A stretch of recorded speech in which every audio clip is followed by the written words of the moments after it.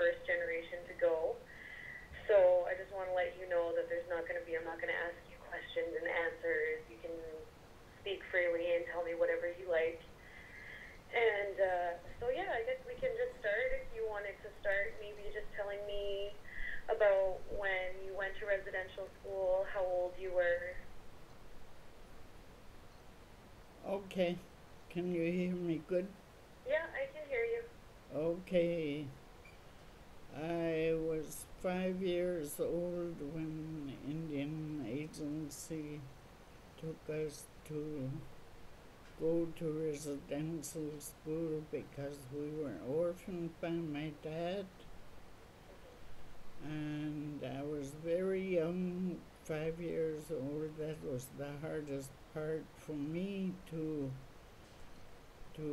take because I needed my mom, since by then I had no dad now, so but I survived all that, and the education I got there was not what I thought it would be. Like, I wasn't allowed to speak my language, which was the only one I spoke before I learned English, and it was hard to communicate. If I didn't have my older sister with me, I would have been completely lost. So the residential school took away my years with my mom,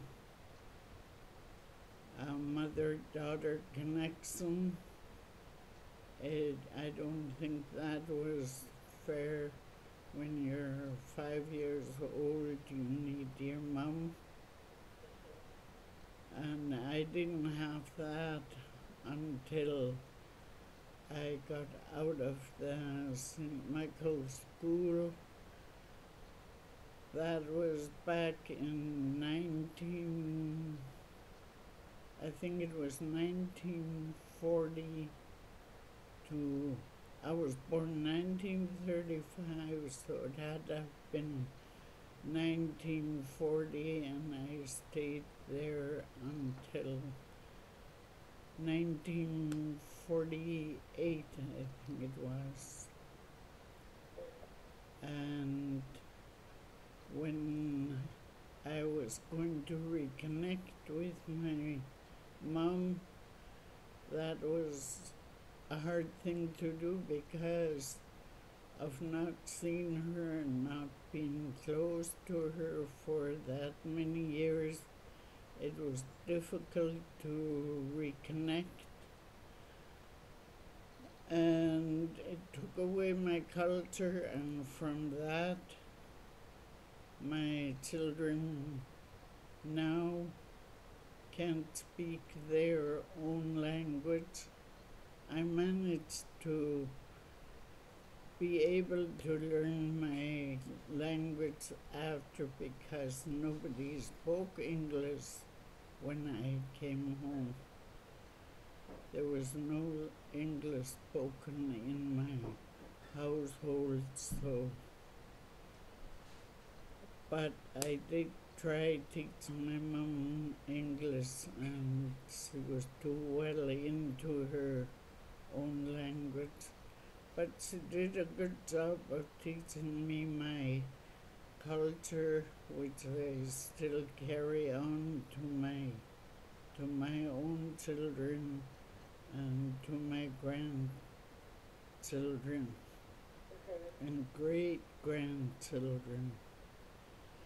But the fact that I was deprived of mother and daughter relationship when most needed, I have no appreciation for the time that the Indian agency had me spent in the residential school, I lost my culture, my language, and mother-daughter relationship. And I don't think any person should be put through that misery. So even today I heard to talk about how I got disconnected from my mom. Yeah. And I find it really hard for me to think that I cannot do that to my family now. I can't even bear the thought of leaving them, but they're all grown and strong, have their own families, and after they took us away for education purposes, we only got to go to grade 7 in that school, and then we got sent home. And there was no funding for any further education, and we just came home and left where grade 7 brought us. So I don't appreciate the Indian agency that was supposed to have been taking care of Native First Nations people. I think that they went about it the wrong way, and now our children, my grandchildren, have to relearn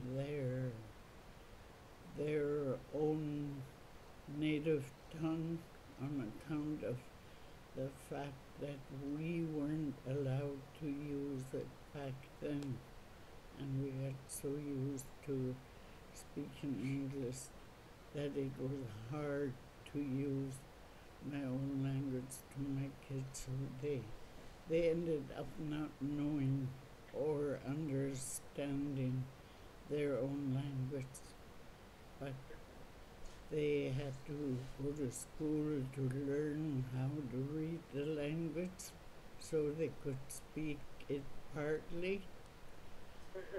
It's not as fluent as it should be, but everybody's trying. Was it really hard for you to relearn your language when you got home? How long did it take you to get back into that? I spoke a little what I could, and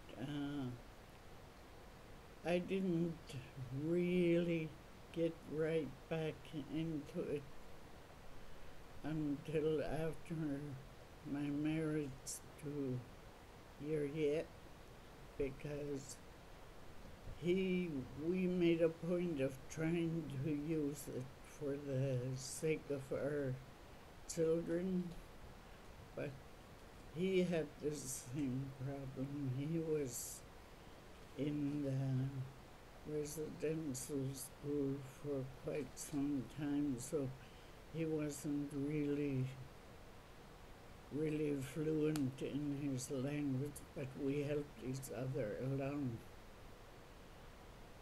So I've learned, I'm 76 years old now, and I've listened and tried to learn whatever I could during feasts and gatherings, and I can now speak fluently, and proud to say, and I'm hoping that I can help others come back to our language as fluently as I can do it now. I never really thought that I was going to be able to do it because at 5 years old you're not speaking fluently in your own language yet, and that was the time they took me away when I was 5. I wasn't speaking my language fluently, or so that I had a hard time learning it when I did get back to home. And I really stressed that they really did me a lot of harm because of the fact that they took me from my mom when I needed her the most. They broke that bond between us and we had to reconnect. It took some time to reconnect and to top it off. I only had my mom for about 4 years after I came out of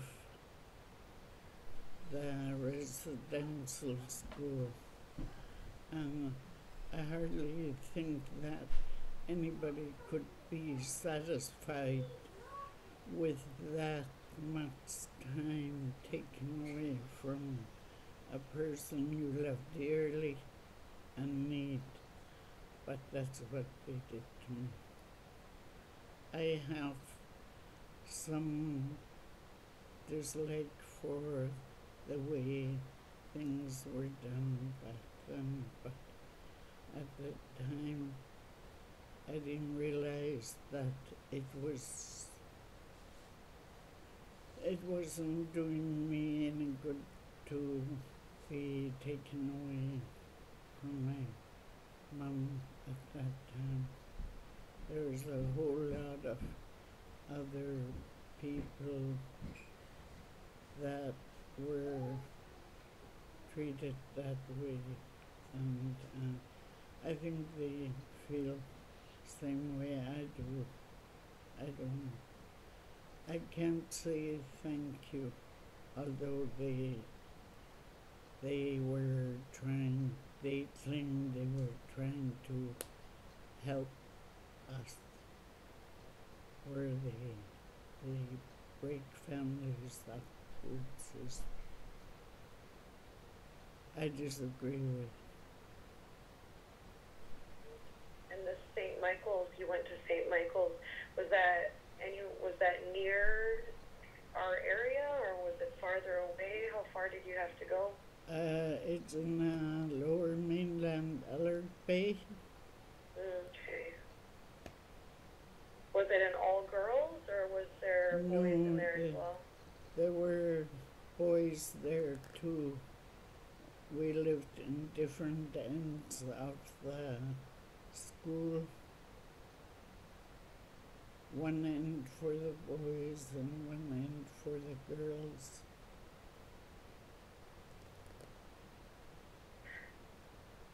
Okay, different. Sorry, I'm just writing a note.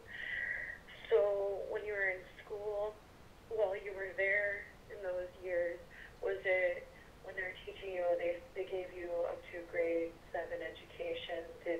Was a lot of it religious, or was it what type of skills were they building with you? There was really no training. Well, we had chores to do to keep up different kind of chores every month. Oh, are you still there? Yeah, I'm here. Oh, the picture went off here.